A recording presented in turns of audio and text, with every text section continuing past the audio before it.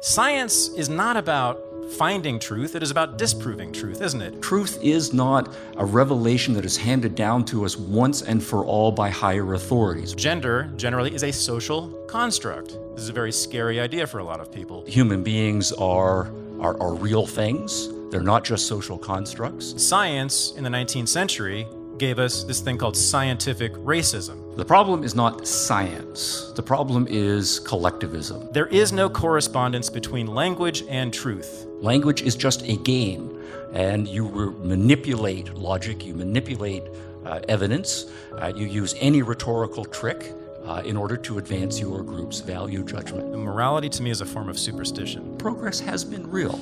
The status of women, the status of gays, the status of blacks, and all of the other races. I never speak the truth. I'm telling stories, and you can like them or not. I don't think they're any more true than any other story about the Holocaust or about World War II. Michel Foucault said, "I am simply a Nietzschean." And what we do know about Nietzsche is a ruthless power politics all the way down. You don't get individual liberty out of that. Tonight's resolution reads, postmodernism is necessary for a politics of individual liberty. And again, I want to bring on, arguing for the affirmative, Thaddeus Russell. Thaddeus, please take to the stage. Right here. And arguing the negative, Stephen Hicks. Stephen, please come to the stage.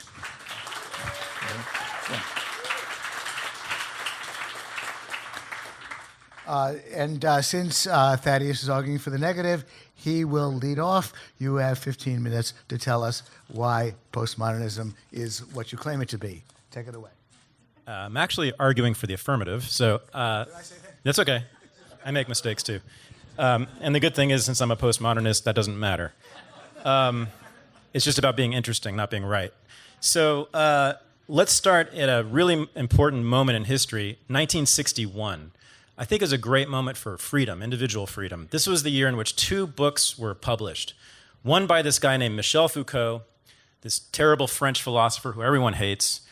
He wrote a book called Madness and Civilization, which was simply a history of the asylum in Europe and North America, in which he talked about what I think might be the worst use of state power against human beings, or the worst abuse of state power of human beings in history, if you think about it. As you may know, after World War II, and even before then, but certainly after World War II, many people were locked up in these asylums, which were essentially prisons for the so-called mentally insane. Now, do we know who those people were? Were they just schizophrenics? No. It included women who were simply promiscuous or who sold sex, and it included people who were known as free thinkers, people who were simply dissidents, people who even believed in things like opposition to war, people who believed in free markets sometimes. Anyone who's thought outside of the dominant discourse of the time tended to be locked up in these kinds of places and reformed by being sedated, sometimes being sterilized, sometimes having electroshock given to them, or lobotomized, if none of that worked. This is pretty bad stuff. So what that was all based on, the justification for doing this to these people, was these claims made by medical scientists. Medical scientists at the Sorbonne, at Harvard, at Columbia, at UC Berkeley, and at Stanford, and at Oxford and Cambridge. Medical scientists using the scientific method studied a bunch of people and said, oh, well, if you have these ideas about politics, or if you're a woman and has these bad desires and sleeps around with women, or if you simply are something that we don't want in our society because you are weird or different, we're going to have to do something to you, put you away and reform you and assimilate you into the dominant norms of our society so that you can get along here. And many of those people never left those places, right? I actually used to live in Salem, Oregon, which is the home place of the mental hospital that is famous for being the site of the One Flew Over the Cuckoo's Nest movie. That was fun. That was fun. They were doing lobotomies and electroshock into the 1980s there. Now again, these were psychiatrists, medical professionals, scientists telling the courts, you need to go there, you need to go there, you need to go there. And many of these people, most of these people were not schizophrenics. They were actually people like me. They were like people like you, too. If you have divergent ideas, or had divergent ideas from the dominant norms, you were very likely to be locked up in one of those places. Foucault then later wrote a history of the prison similarly, right? He said that it wasn't just people who were bad or criminals or were violent, it was people who were simply different, eccentric, crazy in all sorts of ways. In that very same year, in 1961, the year that Foucault's Madness and Civilization came out, another book was published by a man named Thomas Szasz. We are familiar with this? Right. And that book was called The Myth of Mental Illness. Now, he didn't make exactly the same argument as Foucault, but it was a very similar argument. He said that these ideas about mental illness were really just myths. They were made up. They were made up by the state. They were made up by scientists. They were made up by medical professionals, and they were used to punish people who were simply aberrant, displayed aberrant behaviors in 1961. 1961, very important date. The next year, another really good year, was 1962. This was the year that Thomas Kuhn's Structure of Scientific Revolutions came out. Now, this argument was revolutionary, and this was really, in many ways, the beginning of postmodernism in some ways. It argued that science has changed. Scientific truth constantly changes. Science is not about finding truth. It is about disproving truth, isn't it? Any scientist you know should be a postmodernist. In fact, the real scientists, I think, are all postmodernists. They always say this. We're never finding truth. We're simply disproving claims about truth, right? So Thomas Kuhn said, well, look at the history of science. Again, just like Foucault. Look at the history of a truth claim. Anytime you hear a truth claim, just read the history of it. And Foucault and Kuhn said, in every case, here's the thing. There is a history. There is a history. These claims, these ideas about truth or truth itself doesn't come out of nature. It doesn't come out of God. In every case, you simply look at the history and you can find that there was a point in time where women who were promiscuous were considered to be crazy and needed to be locked up. There was a time right then when people who were considered to be homosexual or were homosexuals were considered to be crazy and needed to be locked up. As you may know, homosexuality until 1973 was officially designated by the American Psychiatric Association as a pathology. And many homosexuals were locked up in those cages, in those mental asylums, and sterilized, lobotomized, and sedated. Thomas Kuhn said, science is always changing its mind, all the time. We are 1 minute completely convinced as a society that something is true, like the fact back in the day, that the sun revolved around the earth. Everyone just knew that was true. And if you disbelieved that, if you even were skeptical about that claim, what happened to you? What happened to you? Very bad things, because that was challenging truth that was supported by the church and the state. And it was universally agreed that the sun revolved around the earth. That was the Ptolemaic system, right? Then this guy named Copernicus came along and said, not so much. Maybe the earth revolves around the sun. Big trouble for him. Big trouble for anybody who believed this, right? And then Galileo got his problems too when he followed up on that idea. So again, there's an arrogance here. At every moment in history, we as a society there's a consensus around what is true and what is not. Right? And then a few years later, we change our minds entirely about it. So 1 minute, everyone's convinced that the sun revolves around the earth, and the next minute, everyone is convinced just the opposite. How do we know today that we are right even about that, if we were so wrong about it before? Back in the day, not even that long ago, we considered this to be completely solid, right? Completely solid. No space in there. Well, what do we think now? There's atoms and there's spaces between them. This is as full of holes as it is of hard matter, solid matter, right? Completely radical idea that could have gotten you burned at the stake or thrown in a prison or an asylum. Are we convinced now that these scientific truths are true forever? And when I say truth, that is a claim about something being universal everywhere, eternal always, and applying to all people. That's a heavy claim to make in any case, right?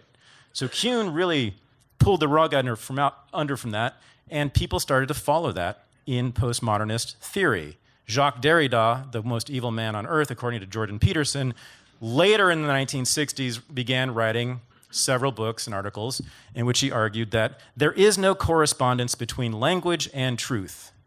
There was a common belief, it's still pretty common now, that we can ascertain, we can arrive at, we can find truth through language. Is that true?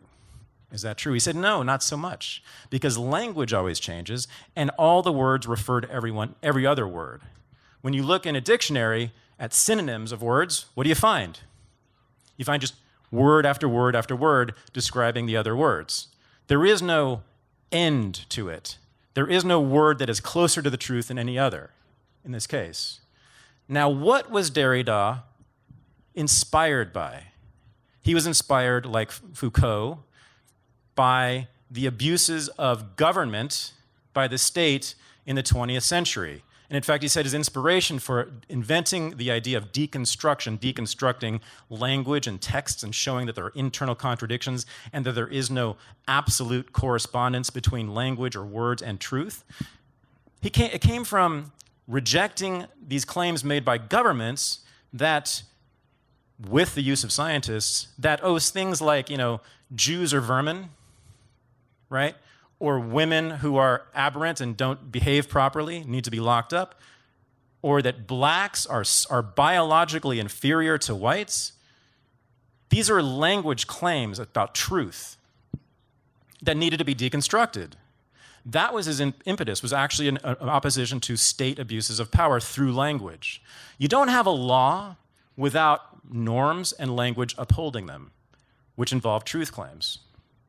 So that is, to me, the origins of what should have been an alliance between lovers of personal liberty and these so-called postmodernists. But it didn't happen, unfortunately. Then, later in the 1970s, we had the advent of postmodernist feminism, which said that, again, women and gender generally is a social construct. This is a very scary idea for a lot of people. But if you think about it, gender has changed. What it means to be a woman has changed over time. It changes constantly. What it means to be a man has changed constantly. The ideal feminine has changed constantly. The ideal masculine has changed constantly across time, across history, and across space. Different countries, different societies think of these things differently and always have. And even in this country, we have changed radically in our views of what is a good and proper and ideal man and a good and proper and ideal woman. They're contingent. They're contingent. They are not eternal. That means that they come from the minds of human beings, not from nature or God. In 1979, Jean-François Lyotard, another terrible French postmodernist, argued against these, what he called meta-narratives. These claims that there are currents in history that just are ineluctable, that they happen regardless, that they are not contingent, that, in particular, progress is inevitable, right? This is sort of the Whiggish idea of history, that the further we go along, the better we get. Well, here's the thing. These guys, all of them, were born in the mid-20th century, right? And so they saw what happened. They saw what happened in the 20th century. What happened in the 20th century? This was the culmination of Enlightenment scientific thinking, wasn't it? World War II. This was the mobilization of scientists and engineers to build all those tanks and bombs and airplanes that killed 65 million people just in one war. Same thing in World War I. That was the use of scientific knowledge to wreak terrible havoc on massive populations. So, we began to question science itself.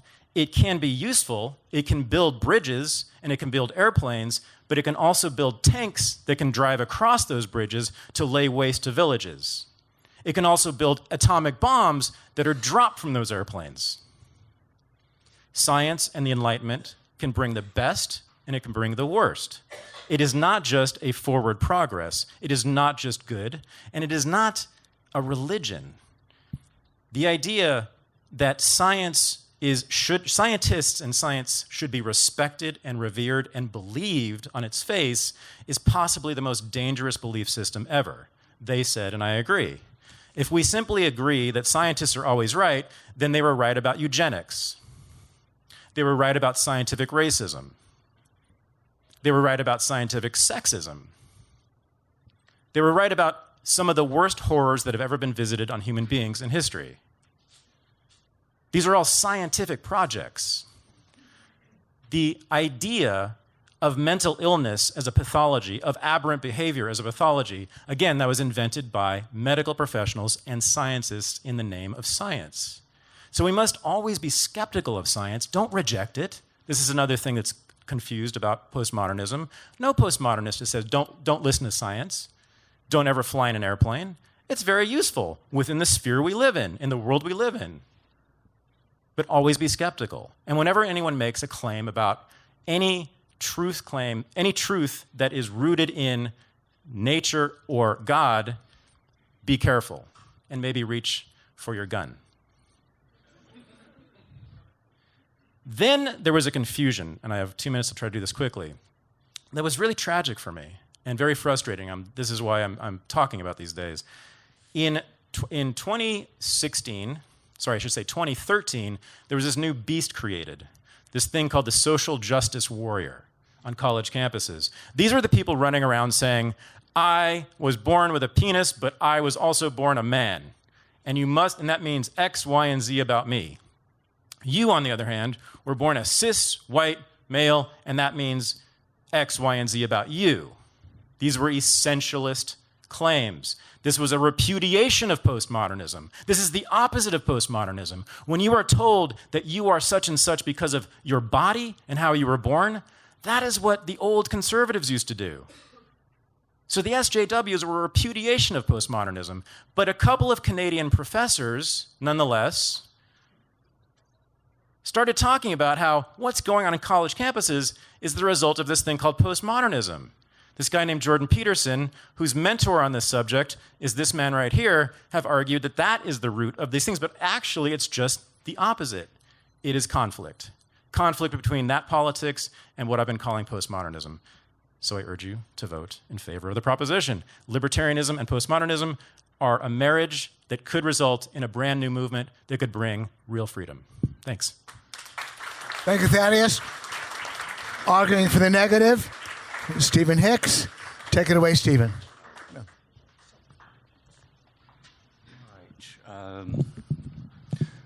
So yes, politics of individual liberty, essentially an Enlightenment and a modernist project, what I'm going to be arguing. There are some elements of postmodernism as a comprehensive philosophical package. The politics is just a small part of it. What I am going to argue is that thinkers like Dr. Russell and some others who are attracted to postmodernism are doing is taking some of the elements of postmodernism, watering them down, and trying to then forge a compatibility with individual liberty. But this is a big project. So what is postmodernism is a huge thing itself. What do we mean by healthy politics, individualism, and liberty? I'm going to argue that those have to be at the other end of the spectrum. Now, I'm going to say, as a philosopher, some things about all of the major branches of philosophy. Postmodernism is a comprehensive assault on all of the elements of modernism, all of the major elements of the Enlightenment, of which the politics of individual liberty were one of the crowning achievements. Excuse me, can everybody hear Stephen in the back? You okay? Okay. Sorry. All right, good. So I should get a little closer here. But I do want to start with the politics, because while politics is important to us, the politics of individual liberty, politics is also important to the postmodernists. And there's a couple of ways of going at this. One is to look at the philosophical themes of postmodernism and their history. Dr. Russell does some of that. The other is, of course, is to sample what the leading postmodernists have said, and Dr. Russell did a very good job identifying who the important thinkers are here. Michel Foucault is certainly one, Jean-François Lyotard another, Jacques Derrida certainly another. I'm going to add to that mix Richard Rorty, the most important of the American postmodernists as well. So on the political starting points of the leading postmodernists, Michel Foucault. Consider his philosophical political evolution, and these are combined for him. In the 1950s, he was a member of the French Communist Party, card-carrying, true believer in the entire package. He did break with the French Communist Party. By the 1960s, he was declaring himself a Maoist, that is to say, a follower of the program of the Chinese communists at that point. He did eventually break with them. By the time we get to the late 1970s, he declares support and admiration of the Islamic theocratic revolution in Iran. So this is a man who does change his mind about political views over the course of the decades, but there is nothing fundamentally liberal in his evolution. Moving on to Richard Rorty. By our context, the American standards, he's about as far left as you can go. He considers himself a radical social democrat, and that is a position that he maintains. When, after the fall of the Berlin Wall and the collapse of the Soviet Union, he is asked to reflect on the terrible, brutal, real, horrible, evil regimes that have come out of the far left, Rorty's response was this, quote, "I think a good left is a party that always thinks about the future and doesn't care much about our past sins." So an abdication of moral responsibility. We can tell a different story, put a different interpretation on it. We don't have to take the facts seriously. And that is, of course, part of the philosophical poison that we're dealing with. Jean-Francois Lyotard is long affiliated with a group called Socialism or Barbarism.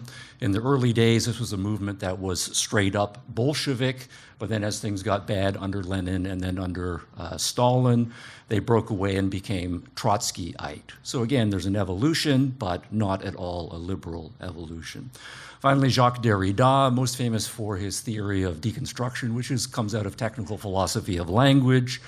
But toward the end of his career, he made the following comment about deconstruction and his commitments to postmodernism. He says, and I will quote, "Deconstruction never had any meaning or interest to me, in my eyes, except as a radicalization, that is to say, also within the tradition of a certain Marxism, in a certain spirit of Marxism." Right.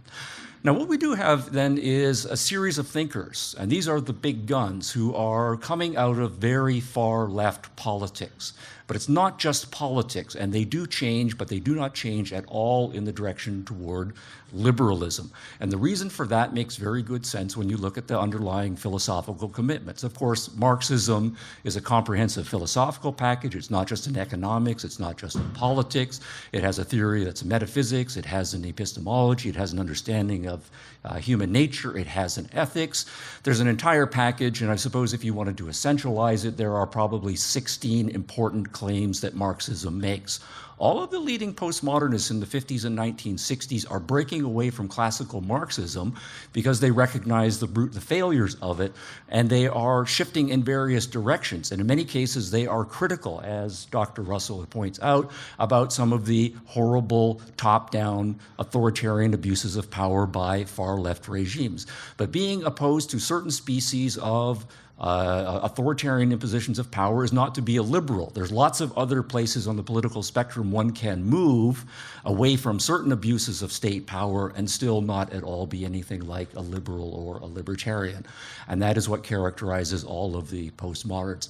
And that makes sense when we start to look at their underlying metaphysical views, their skepticism in epistemology, their social construction, understanding of human nature rather than being individualistic, and then the corresponding very jaded views about the possibility for peace between human beings, the possibilities that we can work out win-win transactions. They do remain in the camp of believing that human beings are fundamentally in conflict, that it's always power domination, and somebody's going to win and someone is going to lose. So this has been an emphasis on the politics, and I've emphasized the Marxist roots, but I do not at all want to make the claim that postmodernism is Marxism. There is an evolution here through neo-Marxisms onto various forms of cultural Marxisms, and if you look at the history of the far left is a multifaceted, many-splintered group, and postmoderns do not all occupy the same space. But what is true to say is that all of the major and the first two generation postmoderns are philosophically committed to anti-liberal politics all the way down. And it's important here then that the four postmodernists that we've mentioned so far, all of them are PhDs. They are very politically engaged, politically active individuals, but they are PhDs, and they're not PhDs in history or in economics. They're all PhDs in philosophy. And that's important because what they are doing is getting their PhDs in the 1950s at a moment when philosophy has reached a very skeptical phase. And it's going to be this skepticism and the consequent subjectivisms and relativism that leads to a hollowing out of all of the rest of philosophy from the postmodern perspective. And so there's a repackaging that has to go on here.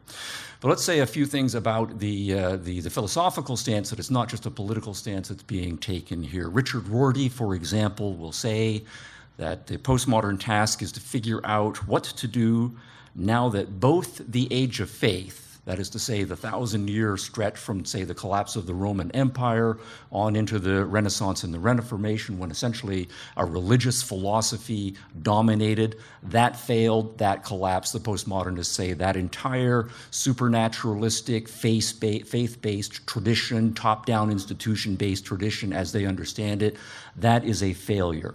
But also, Rorty goes on to argue the Enlightenment itself also seems to be, quote, beyond recovery. So that is to say, the entire modern project, that there's a natural world that we can understand through the application of using our independent judgment, reason, and then in more complicated cases, sophisticated scientific method, and we need to continue to develop those methods of scientific method, an understanding that human beings are individuals with their own independent judgment. They're not born into caste memberships or racial memberships or anything, that we should treat people as individual with their own capacity to form their own judgments and govern their own lives, and then the consequent rest of the Enlightenment project. What the postmoderns are arguing is that entire package is wrong. Now, what that means metaphysically, in terms of our understanding of reality, is that the postmoderns are what we call anti-realists. So they will say, yes, for 2,500 years, the history of philosophy, we've been arguing about whether God exists or not. That is to say, we've been arguing, is the natural world, this cause and effect world, the self-contained world, is that it, or is there a supernatural world as well? So that debate, they want to say, well, we've been arguing about it for a long time. Nobody knows what the answer to that is, and that is to say we should stop asking that question. What is the nature of reality? Is it the natural world, or is it the supernatural world, is ultimately a meaningless question. Right? We start to put reality in quotation marks. We start to put the word truth in quotation marks and distance ourselves right from that. But of course, if we're interested in a politics of liberty, one of the big arguments of the Enlightenment is we live in the real world, right? And the real world gives us feedback. It's important for every individual to have the confidence and the competence in his or her, increasingly her own judgment, so that they can understand the way the world actually is in order to live successfully in it.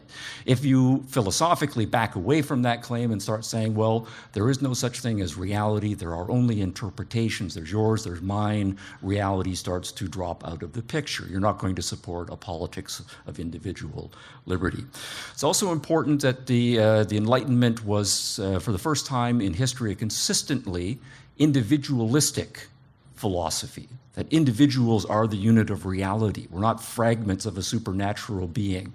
We're not born into a class. We're not pre-assigned to gender roles. Each individual has competence, has agency, has a basic respect.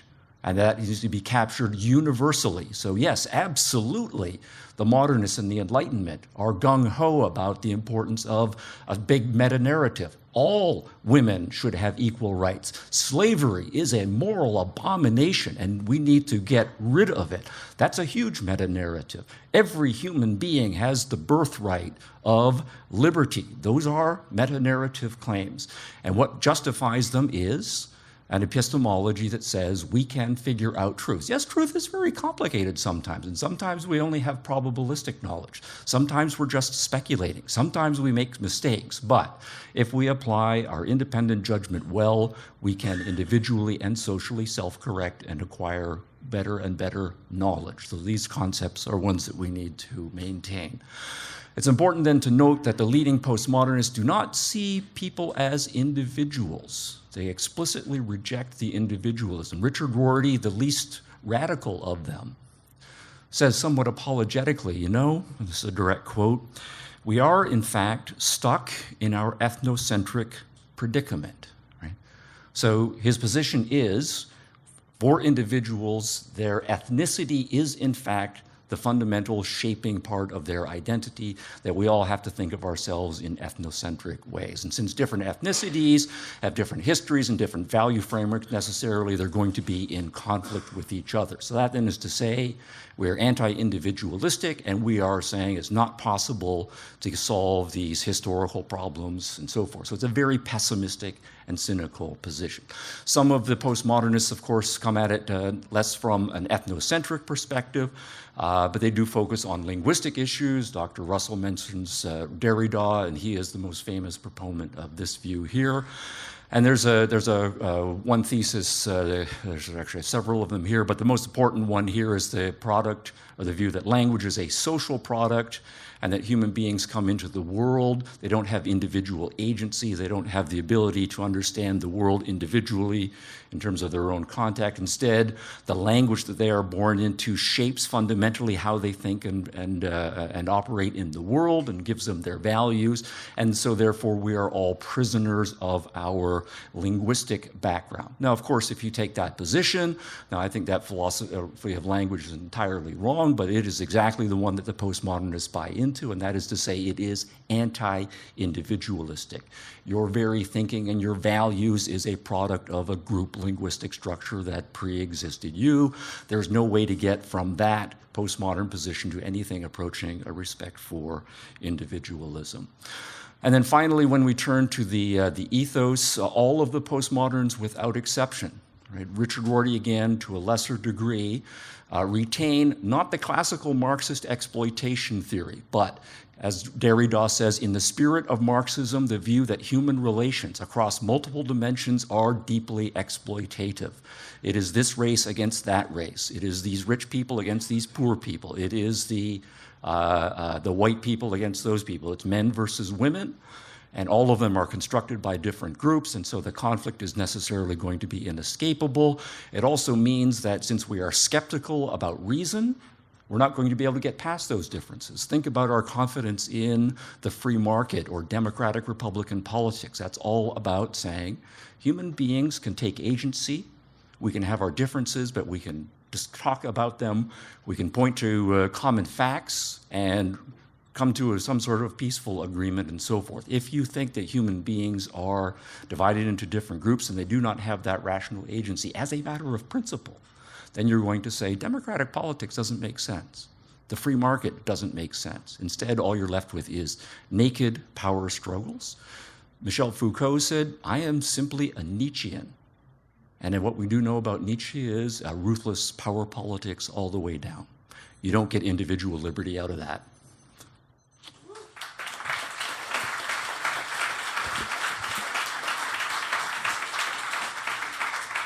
Five minutes of rebuttal from Thaddeus. So I and Gene and Foucault and Derrida all have something in common. We all began our political careers as Marxists. Now, if you were to look at my career as a whole, all my writing, all my speaking, and Gene's, I think you would not take away from that we are Marxists at all. I think you would take away from that we are very clearly anti-Marxist and anti-communist. That is also true for Foucault and Derrida. How do we know this? Because Noam Chomsky, Frederick Jameson, and every Marxist I've ever known, I mean serious Marxists, hate the guts of postmodernism. Why? Because Marxism is based on this idea of historical materialism, which is that materialism, the material matters in society, economics, institutions, the state, the material, the nature, that is what's real, and everything else is immaterial or less important. Things like ideas and culture, right? Now, that is exactly counter to what Marxists have said, right? That's exactly counter to what postmodernists have said. They have said that no, there is no such thing as a natural truth, an eternal absolute truth outside of human consciousness.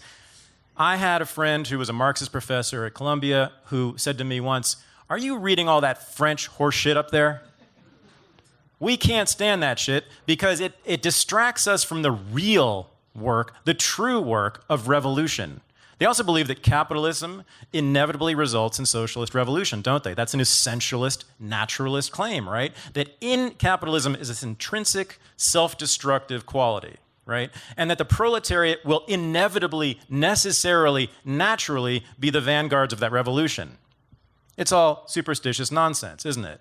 Postmodernists called bullshit on that first and foremost, and that's why Marxists to this day hate them. Frederick Jameson, a very famous professor at Duke, devoted an entire book in the 1980s to saying that postmodernism has distracted us from the real work of social change and revolution. Noam Chomsky is still irritated by postmodernism and says the same thing. It distracts us from what is real and what is really necessary. If you are in the working class, you must, by your very nature, work for revolution. If you are a capitalist, that means something essentially bad about you. As for the Enlightenment and individualism, that one's hard to take because the Enlightenment gave us science, and science in the 19th century gave us this thing called scientific racism. Now, were these marginal scientists? Were these quack doctors and quack scientists? No, these were all the major scientists in all the major universities. They were the ones studying skulls, measuring noses, measuring craniums, and saying, oh, those are black people, and those are Irish people, and those are Caucasians, and they all have different characteristics based on their nature. That was a scientific product. That resulted in this thing called eugenics in the 1920s and 1930s. Which resulted, by the way, in the sterilization of 50,000 people involuntarily by court order, mostly women. Was that done by quack doctors and marginal figures? No. Pretty much every major, not just scientist, but intellectual in this country operating in Harvard and Yale and Columbia and Berkeley and Stanford were sympathetic or proponents of eugenics. These were scientists who believed this was true, that there were people who were genetically inferior and that needed to be bred out of the human race. That was the product of science. Do you know where Hitler and the Nazis got their ideas about Jews and about eugenics? From American scientists. There was a big interchange between American and German scientists in the 1930s. The Nazis got most of their ideas from scientists from this country. This was a consensus view among scientists, that there were certain races of people that were inferior to others. So one of the interesting things about postmodernism is that we, if I am one, don't believe that there's any true reading of a text, but all I can say is that my reading of the texts in question here, of Foucault, Derrida, Lyotard, and the rest, is radically different than Stephen's. I can also say that my reading is much more common than his. Now, you can believe me or not, but what I ask you to do is do something that most of the critics, other than Stephen, of postmodernism, have not done, is to read the texts. Read the text. I don't think Jordan Peterson has read more than maybe half a book of it. I've never heard any citation, any quotes. I mean, Stephen actually offers quotes. He's actually read the text, so I respect him for that, and that's why I'm debating him. But Sam Harris, Jordan Peterson, and the rest of these people who go around yelling about postmodernism, they've never once quoted any of these people. Read the text. Foucault's not actually difficult. Derrida is, but that's what you have to do. You have to engage with this. And there's a lot of misreading that I think might be deliberate.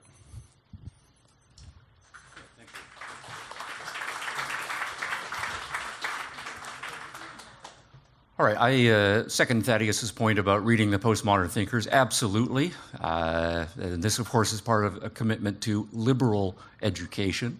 And it is the modernists who give you liberal education. The reason why you read this side of the debate and that side of the debate is that it's essential for every individual to train his or her judgment. This is a John Stuart Mill point.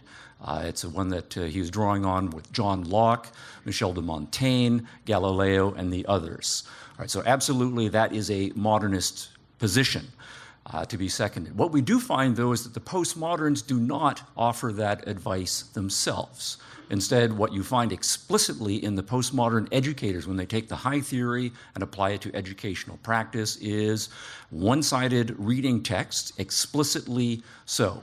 So Stanley Fish, for example, one of the leading literary postmodern theorists, was engaged with this issue of John Stuart Mill's liberal education thesis, that if we're going to properly train young people to think for themselves as individuals, they need to hear arguments from both and all sides of the debate so they can make up their own individual minds.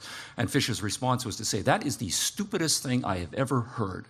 You do not want your students to read the other side. You want to squelch the other side's arguments. And that is part of the commitment of postmodernism, that you're not interested in training reason, you're not interested in training individual judgment. Instead, once truth is out, once individual judgment is out, what you have is the movement and your value agenda. Your value agenda is a subjective commitment that you have acquired, and the important thing is to, in a world that you see as a zero-sum power struggle, to use your power to advance your values. So if you are a professor and you have some power over your students, you don't want to take a chance that they will read the other side and come to the wrong conclusion right from your perspective.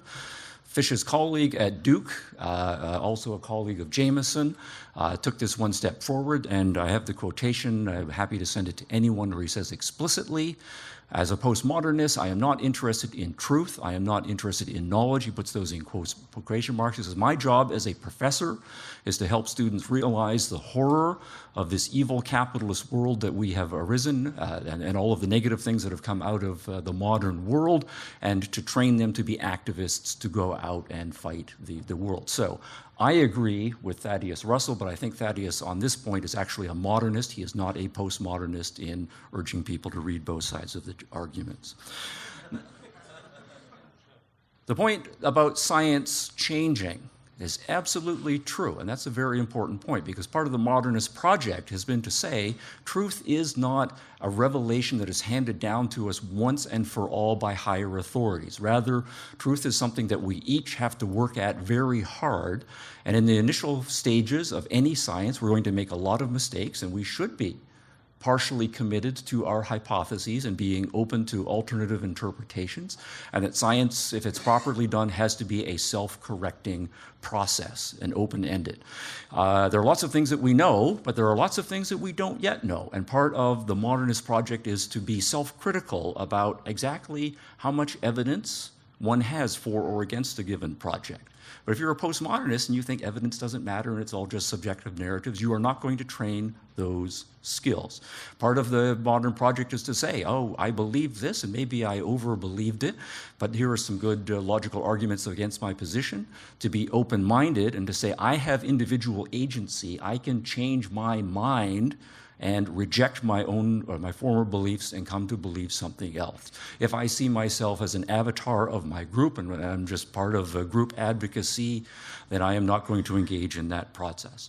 So what I would say in terms of all of the abuses of psychiatry, and I agree entirely that those are horrific, but think of it this way. The fact that some psychiatrists were willing to use state power and authoritarian methods in the name of their quasi-scientific theories. Consider an analogy to nutrition. Of course, there are lots of kooky nutritional theories, and what we should do on an ongoing basis is critique those and so forth. But the issue is, if I have a nutritional theory and I start forcing down your throat food that I think is good for you, right? I might have a bad nutritional theory, right, and that should be criticized. But the issue here is I'm forcing food down your throat. Right? That's what we should be focused on. So the fact that bad scientists using authoritarian power were forcing their views on other people does not mean that there's no such thing, for example, as good nutrition, and that we shouldn't continue to do the science of nutrition, to say, oh, it's all just theories and so forth, but rather we need better science.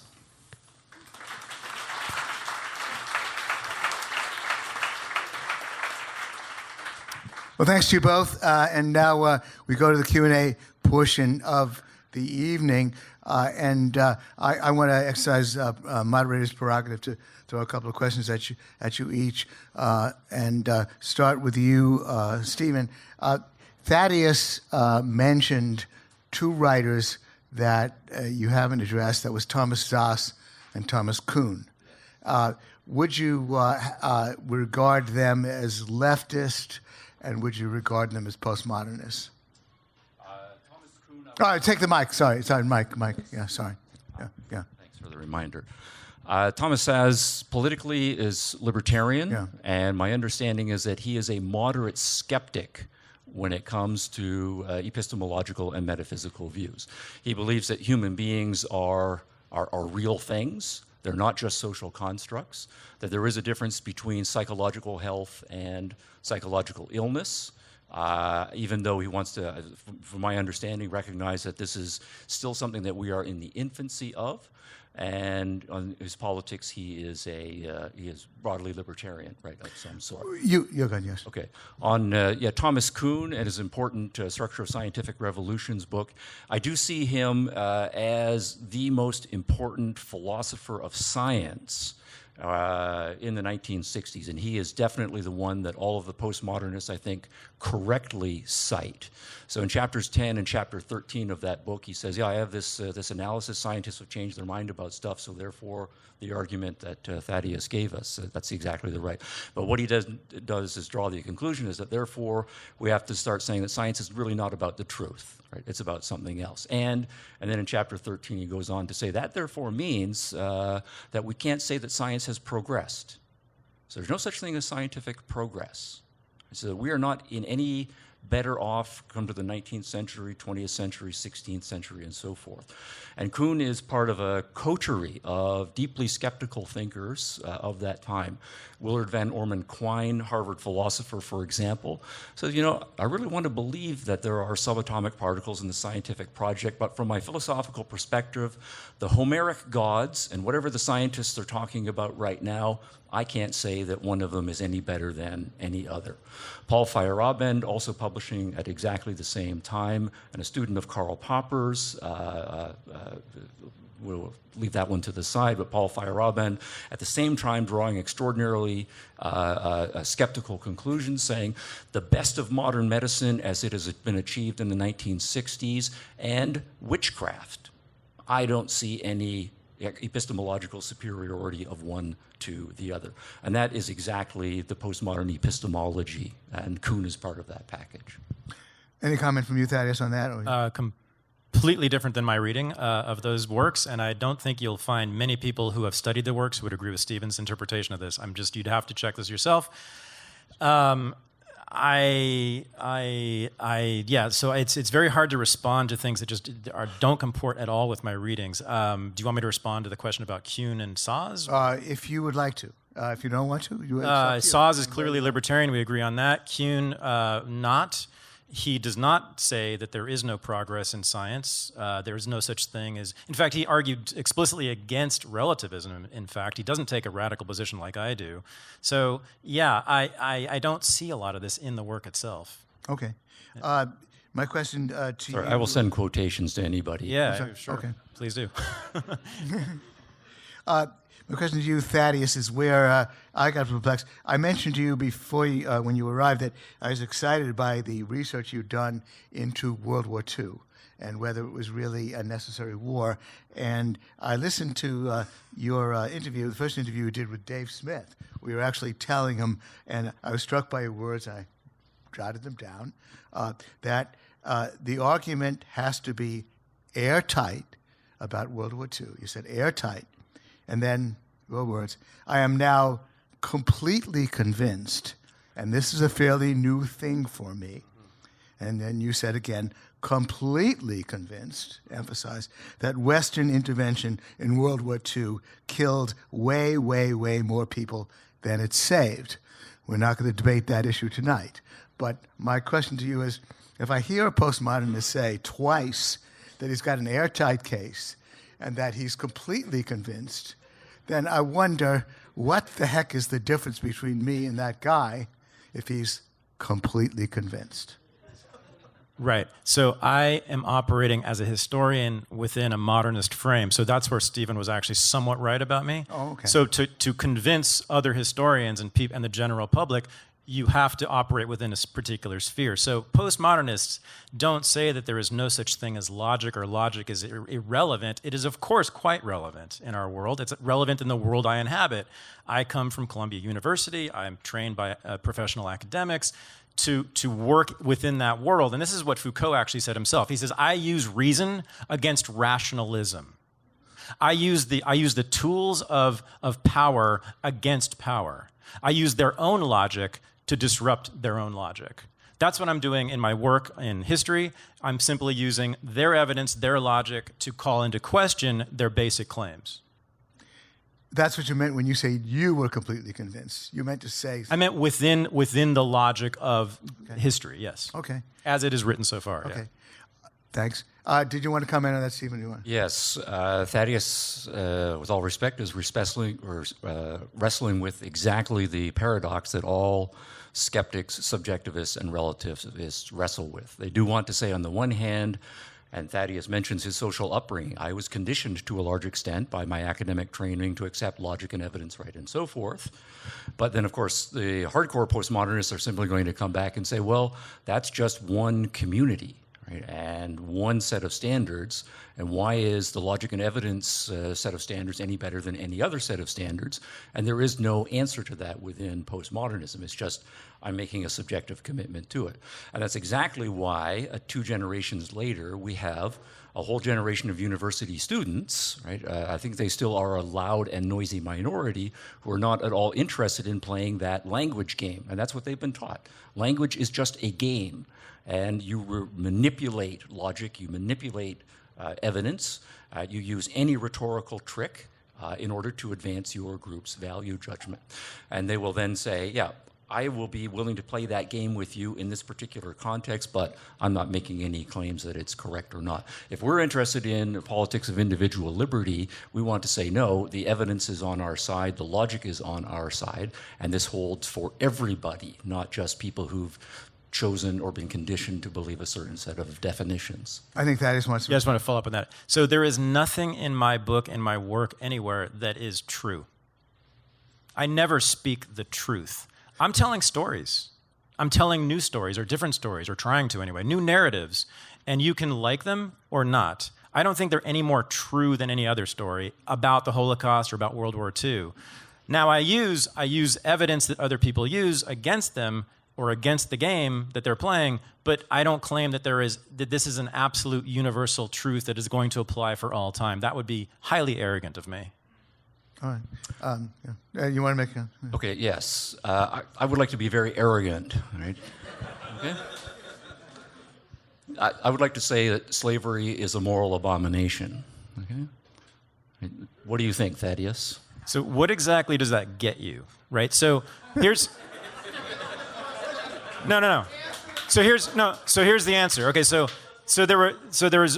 that was not what ended slavery. What ended slavery was the mobilization of hundreds of thousands of people to kill hundreds of thousands of other people, right? That's what ended slavery. The moral abomination part wasn't influencing the Union soldiers who went down south. Most of them were racist as anybody, right? And actually many of them supported slavery. They did it either because they were conscripted or because they thought it was the only decent job in town. Or they simply supported this idea of the nation state. We don't know. But most importantly, and actually they were more concerned about the slave power, the power of the slave masters, than the slaves themselves. The intellectual movement in Britain, Thaddeus, against slavery. Yes. Did that help end slavery in the British? Yes. It did. To some extent, not much though. The abolitionist movement was a minor player. Well, I'm talking about the British movement in England that ended slavery in South America. It was part of it, but okay, it's part of it. Okay. But here's an important point though. No. So not in this country at all though. No. And that's a consensus among historians. This country is not the only history. No, I know, but so here's the interesting thing about the abolitionist movement. Yeah. Stephen calls that a triumph of Enlightenment individualistic thinking. Does anyone know about who the abolitionists in this country and in England were, and what was influencing them and what was really driving them? What made them anti-slavery? Was a deep, deep belief in Christianity, in particular in this country, Calvinism. The oldest, most rigid, most superstitious, you could say, forms of Christianity. It was not an Enlightenment movement at all. If you know anything about the history of abolitionism, it was as Christian as the day is long, had nothing to do with science or reason or rationality. In fact, it was a very pre-modern movement.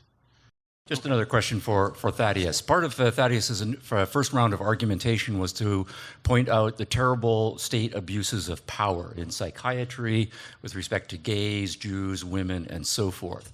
So my question would be, do you think that those were morally wrong abuses of state power, or do you think that it's a narrative interpretation that you believe that those things are wrong, but there are other alternative narrations that could justify the state use of power against blacks, Jews, women, and so forth? Right. So morality to me is a form of superstition. So it is the idea that something applies, again, to all people at all times and all places forever. Right. That is a religious idea. I hope that's clear. I hope it's clear. You can't prove that. You can't disprove it either. But that is a hell of an arrogant claim that is very similar to what you find in the Bible, isn't it? Right? That something is going to apply eternally to all people in all places. I find that incredibly arrogant. Now, does this mean that I am not opposed to slavery? No. I don't want to live in a society that has slavery in it because of my values. That's a different thing than morality. So what I tell people, and I've told my students this for decades, don't worry about what is morally good or morally wrong. Figure out what you want, what you value. And as a Randian objectivist, you should appreciate this. It's the politics of self-interest that I'm preaching here. If you want to live in a society that includes slavery, I'm going to fight you if you're going to try to impose that on me. Right? If you want to not live in a society with slavery, that's all you need. You don't need to make moral claims, do you? If you don't want to live in a society that includes slavery, you would have picked up a gun in 1861 and gone down south, maybe. Or you would simply have refused, by force of arms, the entrance of slave states into the North.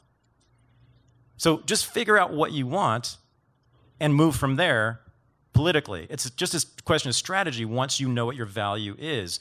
Instead of, we get stuck in this idea about what other people should want, how other people should live, which I find to be, not find to be, but I would submit, is the root, the origin of imperialism. Not just cultural, but political and military as well. You will find in the case of every imperialist movement, every imperialist general, every imperialist great conqueror, they begin with a claim that those people over there should live according to the way that I think because it is morally right. This goes all the way back to the Crusades, right? Think about the Crusades. A whole bunch of people thought that people in the Middle East were living in a bad way, in an immoral way, and what happened next? And that goes all the way up to the present time. Every imperialist campaign from every country in the history of the world began with universal truth claims, universal moralistic truth claims. I say let's get out of the business of that and let's move toward individualistic value claims and operating our politics from that. All right, thanks. And so first question, please phrase it as a question. Go ahead. Please, go ahead. This is for both or either. Does postmodernism teach that there are no absolutes? So mathematical, let's say Pythagoras' theorem, ethical, rape is wrong, and let's say economic, the law of supply and demand. No truths whatsoever? I guess that's mainly, well, go ahead, Stephen. Yes. No. Okay. Explanation. Okay, yeah. The postmodern theory of language is that language is a social construct. How terms are defined is arbitrarily as a result of tradition. That applies universally, and that is a universalistic claim. But then that just means that, and all of the analytic and skeptical continental thinkers that the postmoderns are drawing on when they are getting their first-rate PhD education say explicitly, logical truths are true only because we have decided to make them true. It's a subjective projection. The truths of mathematics and how we have defined the axioms are true only because we have stipulated them to be so. They don't say anything about the way things are out in the world. I would challenge Stephen or anyone else to find any of these postmodernist thinkers that we've discussed saying anything like that. I will send the quotations. Okay. So They simply do not. They simply write the history of these claims. Like with Kuhn, in Kuhn's case, he would have written the history of the Pythagoras theorem and shown that it was invented by a particular man at a particular time and particular place, right? Now, is it true universally? Well, all we know is, as Kuhn said, that these truth claims within science get overturned pretty much every single day. Even just recently, last couple of years, they found something moving in outer space that didn't comport with the theory of gravity. Okay? Again, the idea of, of atoms and spaces between them, that's a relatively new idea, which was craziness before we discovered that, or we think we discovered that. No, it is simply, this has not ever been a claim by postmodernists. They simply want to be skeptical, not atheistic, agnostic about all these questions. Agnostic and skeptical. Next question. Hi, my name is Patrick Dorward, and I guess my question is more for Dr. Russell. How do you... Don't call me doctor. All right. Sorry. For Thaddeus. How do you reconcile bad science with not throwing the baby out with the bathwater? Can you unpack that just a bit? I'm not exactly sure what you're As far asking. as like some of the examples you gave us, like eugenics or scientific racism being the bathwater. Okay, so what do you want? Do you want eugenics? Do you want people to be divided by their gene pools and then the people with inferior gene pools to be weeded out from the population? No. Do you want a cure for cancer? Then you might want to support that, right? You might want to support that part of science. I do. I love medical advances. I love much of medical science because it makes me healthier, makes me happier, makes me, right? Now, again, is that going to be, let's think about, he brought up nutrition and diet, right? Will those methods, those techniques in medical science always be right, the best things to do? So now we all believe what? That carbs are terrible for you, right? And fat is good for you. Well, remember about 15 years ago when it was just the other way around? And wait till the next diet fad. And that's just in nutrition. So scientists, ask a scientist. They're revising truth all the time. All the time. That's what you do as a scientist. You don't get up in the morning and say, you know what? We're done with gravity. We've discovered, we know the truth. We know the truth and we're done. Stop studying it. No, scientists study gravity every single day, all over the world, don't they? They study all of the questions that many people think are settled. There are no settled questions. This is the problem with modernist thinking, right? They believe that you can get to it. You can get to an end point and find the truth. It's anti-intellectual. If we close a question, that means there is no studying left to do. That means there's no science left to do. It's also anti-science. Scientists should be, and they themselves will tell you this, relentlessly skeptical, relentlessly questioning, and relentlessly revising. That's what good scientists have always done. Don't ask me, ask them. Comment from you, Stephen? Go. Go ahead. Sorry, I was going to let the applause go. Sorry. Thaddeus is... Hey, call me Thad, really. Thad. It's fine. Okay, got it. We've known each other a long time. Professor Russell, yeah. Okay. Is presenting to us a false alternative. Right? On the one hand, we're supposed to say science means that everything is fixed, final, complete, that somehow scientists have acquired this omniscient understanding, and then and only then can we use the words truth, knowledge, and certainty. But since we don't have that, right, we should, and this is your bathwater issue, throw out the concepts of truth, throw out the knowledge claims, throw out the claim that we can ever be certain. And that's a false alternative. Right?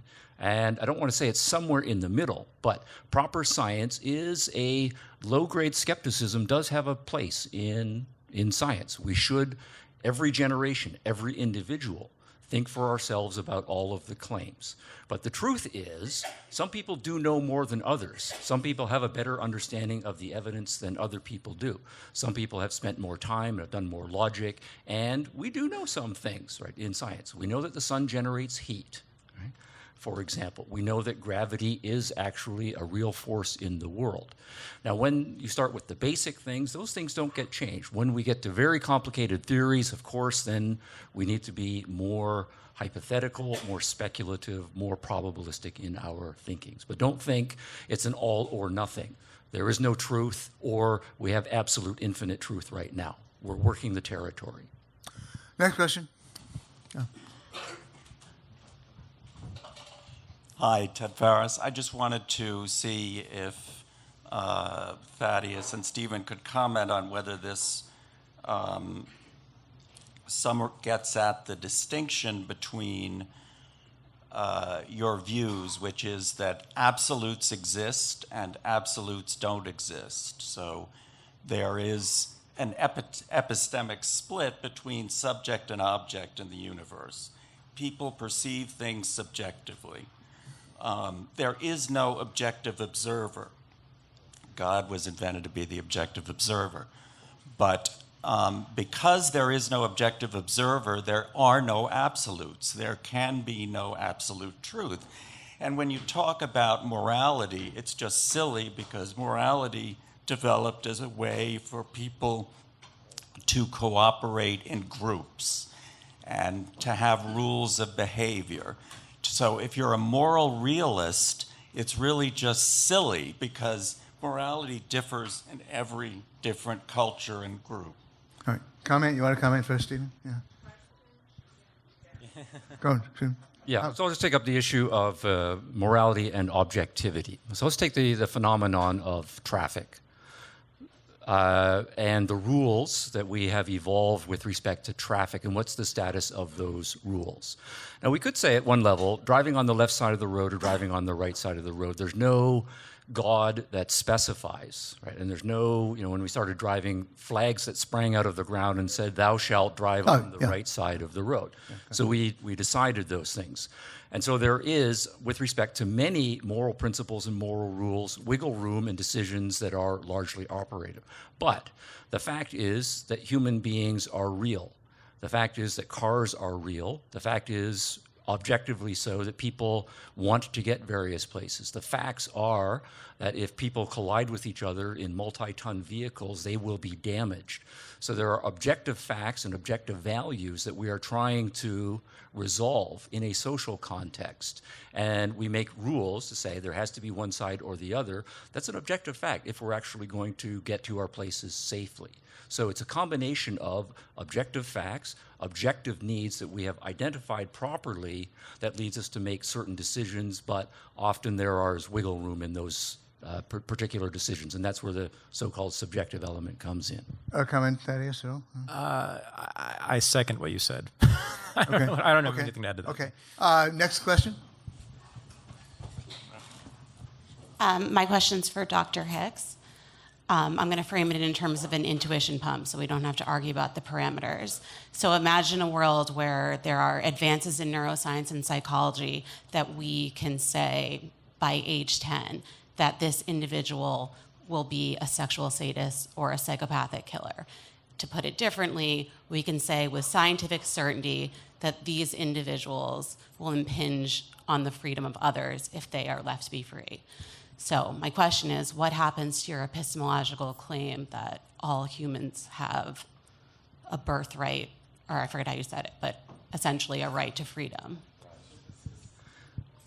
Well, the right to freedom is not infringed. Everybody still has the right to freedom, but your right to freedom ends where other people's freedoms are being infringed upon. So you're a sadomasochistic killer. No, they're not. They're 10 years old. That's right. We're predicting so this. Once they don't have a right, an absolute right to engage in those kinds of actions. So what I would then say is it would be a normal police thing. If you have good knowledge that someone is likely to commit a crime, then you engage in surveillance.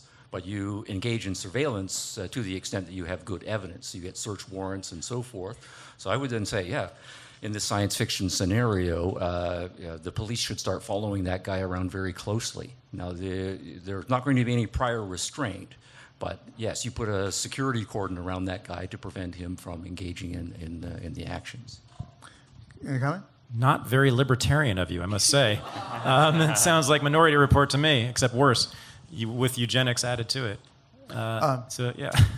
Next question. Hi, my question is for Thaddeus. I wanted to follow up on a question that came up earlier about whether science has made any definitive claims yet, or whether it's always evolving.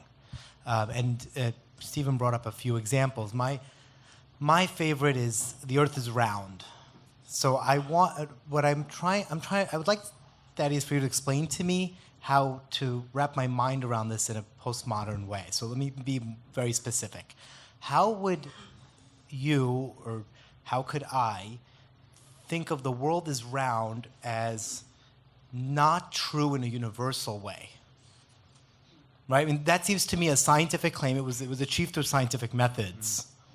But how could it be? You seem to be saying that it's true maybe within a context, but not outside that context, or within the context of certain claims, but not universally true. So how do you wrap your mind around this idea that the Earth is round, this claim, the Earth is round, is not universally true? Yeah. Well, I would just say, Okay, well... doesn't matter. Please, it doesn't matter. Please, no heckling from the audience. Thank you. Yeah, go ahead. Yeah. Was that a flat earther out there? Get them out of here. That's just not true. It's just not scientifically true. We know this. Oh, okay. Please. Right. It's not. No, she's actually right. So first of all, we have to maintain. So first it was flat, and everybody was completely sure it was flat. Everybody, right? And you were burned at the stake if you disbelieved that. And then everybody believed it was a perfect sphere. And this is kind of getting what you're at, right? Where you're coming from, right? And now it's sort of oblong and bumpy and not exactly round, right? Well, here's the question then: should we then stop studying the question of whether the Earth is round? No. If you're a scientist, you study everything. You keep researching. And maybe this is not answering your question, but... That doesn't really... I wasn't claiming my question had nothing to do with how the exact degree to which it's round. It's just that it's not flat. We know it's round. It meets on the other end. But do you see how... That's all that my question needs.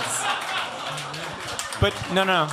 But do you see how the shape of the Earth keeps changing according to science? So it was flat, and then it was a perfect sphere, and now it's a bumpy, oblong thing. Do we stop studying it? I say no if you're an actual scientist. Okay, we're running low on time, so okay. Yeah. So in response to this question, I would be willing to say the shape of the Earth is an objective fact, right? But it's not a universal truth. And the reasons for that are individualistic, that knowledge resides in individual minds, and what you know depends on what you as an individual have studied and learned. Now, it is an objective fact that the Earth is spherical for those who have looked at the evidence and so forth. But there are lots of people who have not looked at the evidence, so it's not a truth for them. If you ask them, is the Earth spherical or not, and they're 4 years old, I don't know, I never thought about it, the right answer for that person would be to say, I don't know, to be agnostic on it. So it's not yet a truth for that person because they've not processed, even though for those who have studied it, it's objectively true that the Earth is spherical. Right. I'm afraid that's going to have to be the last. We've got 1 more minute. Okay, one final question. Please, go ahead. Yeah. Hi, this is directed to Mr. Russell.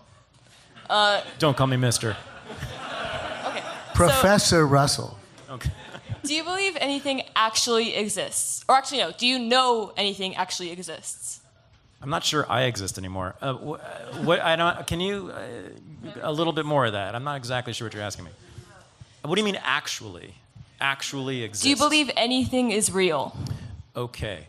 So I don't know is my answer. I am an agnostic on this question.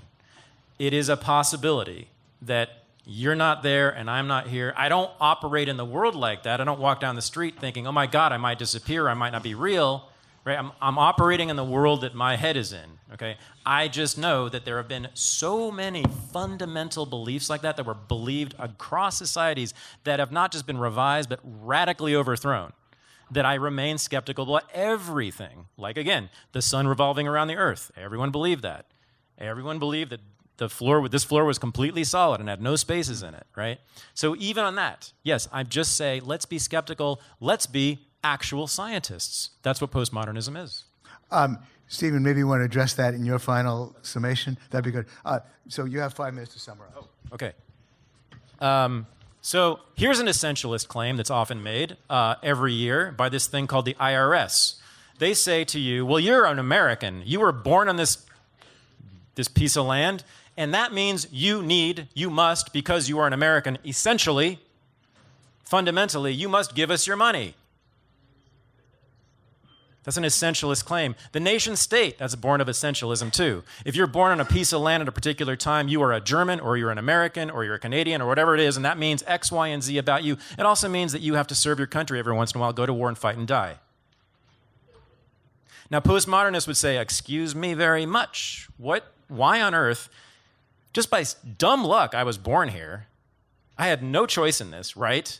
But that means that I'm an American and that I have all these obligations and duties to this place I didn't even choose to live in? Right? Postmodernists would say, let's ask some questions about that. Let's write the history of it. Let's study the history of it. That's what Foucault would say. And you would find out that, oh, no, actually, this was a land that was conquered by one people over another people, and they imposed this nation state on it. And by the way, that happened about 5 minutes ago in world history, if you look at it, right? The nation state is a very, very new phenomenon. It's only about a couple hundred years old. But we all walk around thinking like, oh my God, I'm American in my soul, don't we? Don't we? Germans thought, I am German in my soul. And that means all these things about me. What a fiction that is, quite obviously. And I would say a pretty destructive fiction, too. So if you look at all the casualties of the last 200 years in the world, including just all the killings, all the murders in the world, I'm going to say that the nation state and people acting on behalf of the nation state have killed more human beings in the last 200 years than all the other actors combined. There's no doubt about that, especially in the 20th century, the culmination, the pinnacle of modernism and scientism and a belief in reason and rationality. The 20th century was nothing but killing fields.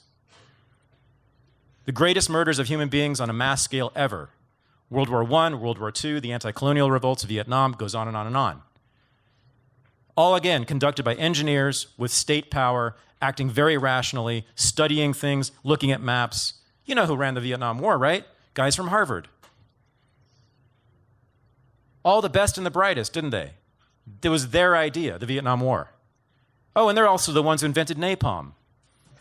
And they're also the ones who built the airplanes that dropped the bombs. All in the name of science and reason and rationality, and improving these people, lifting them up from their savage, pre-civilized existence into the modern world. That's what was said, has always been said, about imperialism. That's what it is. It's good for them. We're raising them up into the modern world. We're going to give them the advances of science. We're going to do that by killing half of them first. And then we're going to put them in our schools, which are also run by scientists and engineers and rational, reasonable people.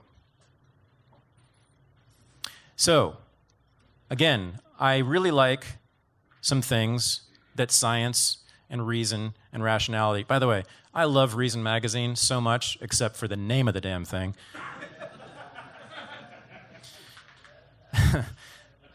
Let's work on that. So, yeah, reason, rationality, science have given me medicine that I use, that I really enjoy. I love flying in airplanes. It's great to just get in this thing and I end up in another city in a few hours. Fantastic. But as I said before, those airplanes are and have been used for other purposes, pretty nasty purposes, and will be in the future most likely. The atom bomb. We love that thing, don't we? Who was that invented by? Scientists.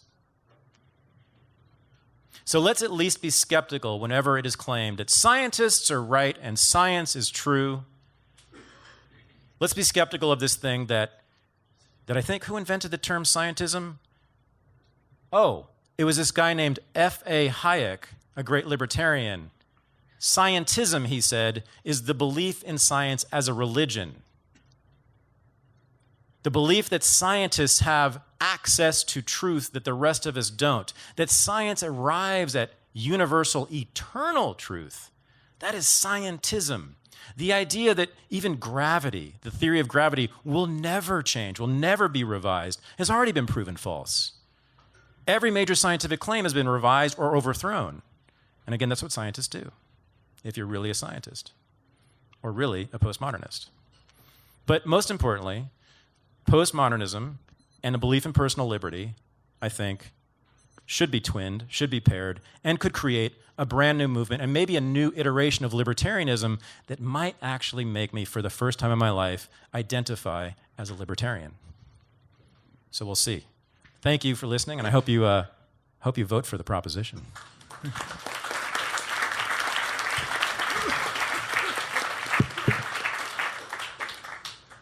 like to second Thad's remarks about the horrors of 20th century political history.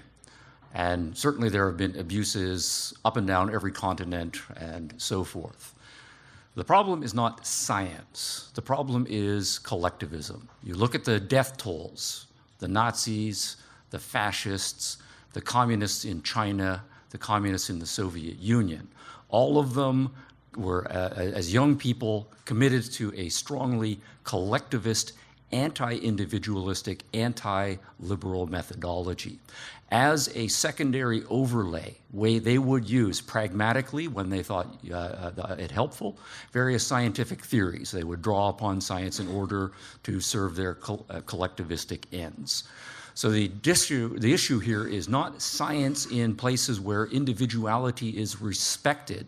It's science being abused by collectivists. Now, the connection then to postmoderns is that the postmoderns are in their understanding of human nature and their understanding of human cognition. Actually, I don't believe in human cognition, and their understanding of human, whatever it is that we do with our minds, and our understanding of human values are deeply and thoroughly collectivistic. If we want the fruits of science, we do, as this one gentleman said, we need to sort the good from the bad. The only way we're going to sort the good from the bad is by ongoing commitment to doing the experimenting, doing the logic, doing the reason, but we have to respect the individuals all the way through.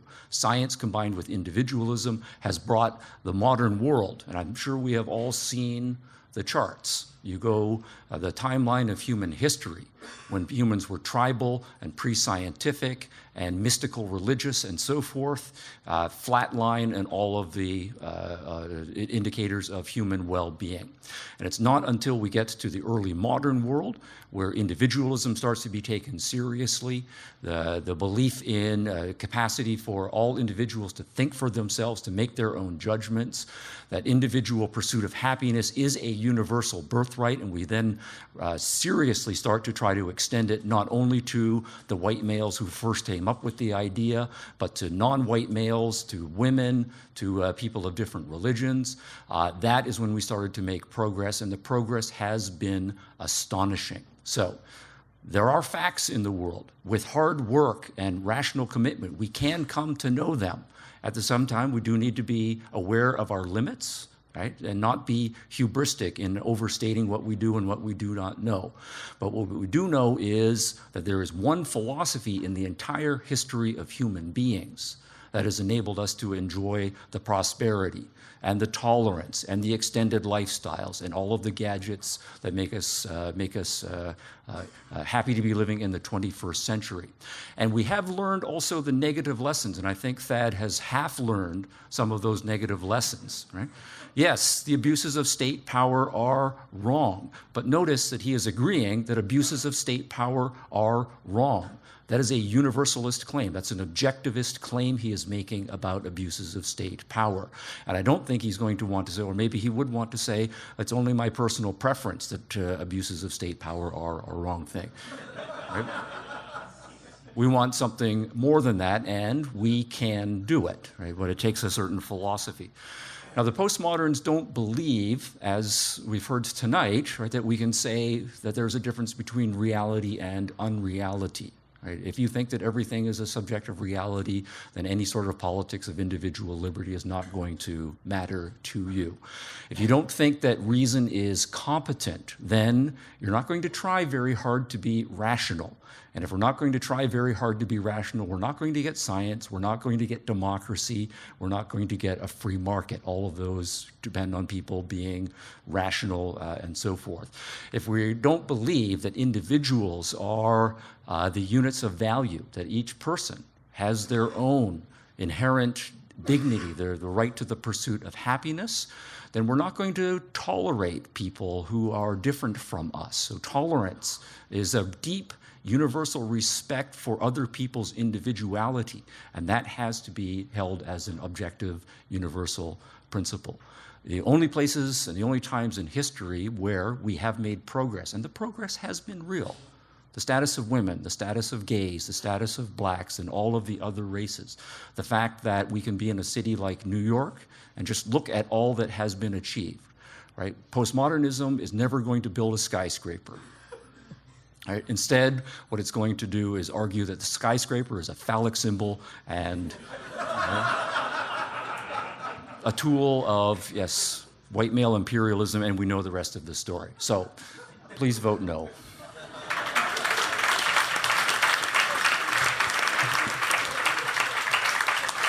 Well, please register your final vote on your smartphone.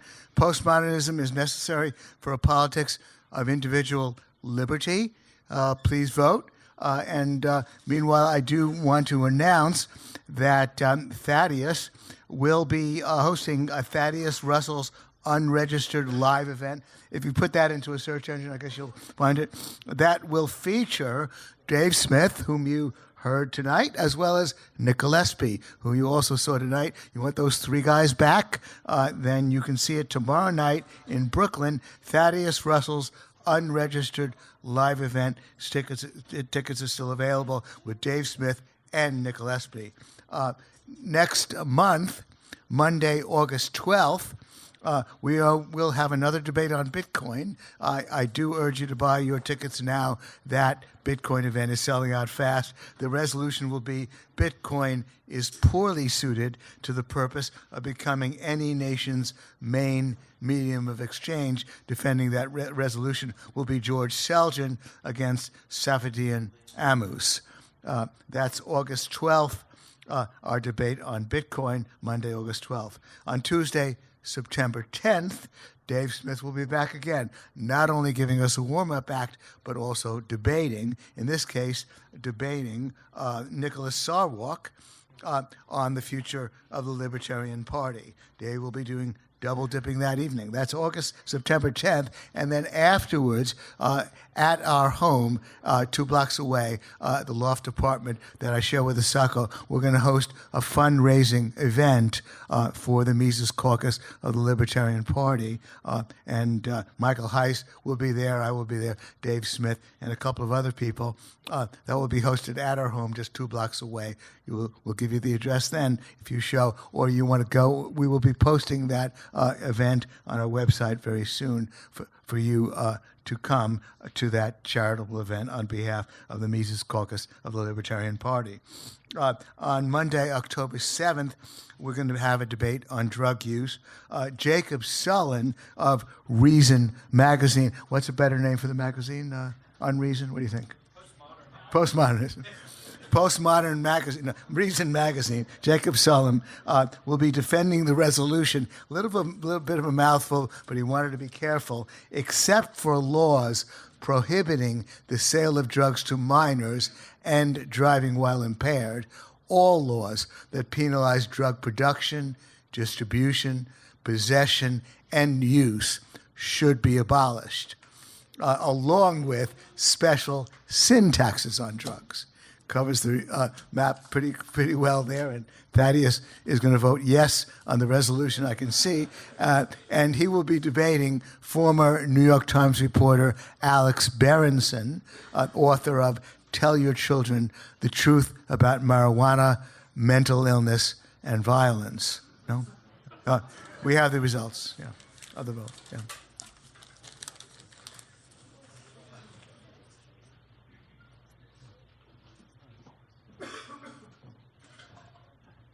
So the yes vote on the resolution began at, and we take it to the second decimal place because my man Yuri, who developed the program, was careful, 7.07% voted yes initially.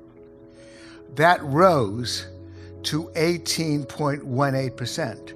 So that means that the yes vote gained 11.11%. That's the number to beat, 11.11%.